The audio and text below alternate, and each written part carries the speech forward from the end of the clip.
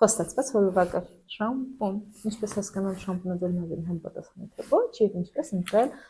ճիշտ շամպուն։ Եկեք հասկանանք, որ շամպուն ընտրելու հարցում պետք է հաշվի առնել մի քանի ֆակտ, որ շամպունը ունենք միայն գլխամաշկը եւ պետք է ընտրել գլխամաշկի տեսակին համապատասխան։ Այսինքն եթե գլխամաշկը յուղոտ է, բայց այրերը չոր են, դուք միևնույնն է պետք է օգտագործել յուղոտ գլխամաշկի կամ գոնե նորմալ գլխամաշկի շամպուն, այլ ոչ գլխամաշկի համար նախատեսված շամպուն։ Եվ ամենակարևոր հաջորդ ֆակտը չվախենալ սուլֆատներից։ Այսինքն առանց սուլֆատ շամպունները նախատեսված են հղիների համար, ալերգետիկների ու չոր գլխամաշկ ունեցող մարդկանց համար ավելի շատ նախատեսված, այս ֆակտորին նույնպես պետք է շատ ուշադիր լինեք։ Այսինքն առանց սուլֆատ, եթե ունեք յուղոտ գլխամաշկ, դուք առանց սուլֆատ շամպուն օգտագործելու դեպքում կարող եք շատ ավելի վատ տեսնել գլխամաշկի վիճակը, հանգեցնել թեփի ու շատ վատ վիճակ լինի մինչև մազաթափիչը։ Այնպես որ մեծ ուշադրություն դարձնեք այս ֆակտի վրա։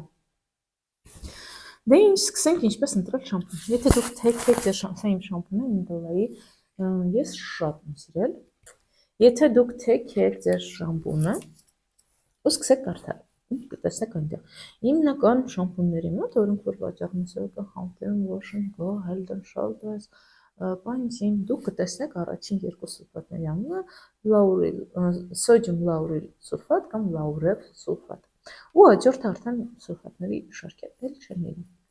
Այնտեղ դրել են այլ բաղադրիչներ։ Մի հատ եկեք հասկանանք ինչքան հատվածն է կազմում շամպունի սուլֆատները։ Սուլֆատները գտնում այսքան հատված, այսքան շամպունի 85-90% սուլֆատներ։ Ու եթե երկու տեսակն էլ Laurev կամ Lauryl սուլֆատներ, դրանք շատ ցածր որակի սուլֆատներ։ Այսինքն ձեր շամպունը կարելի ասել արժեք չունի, դա մարքեթինգային քայլ է, դրսում են շատ վատ որակի սուլֆատ, այնտեղ ավելացնում են կոնդիցիոներ մազերը փափկացնող մի քանի բաղադրիչներ, որոնք որ ընդհանրապես մի քանի տոկոս են կազմում տարայի,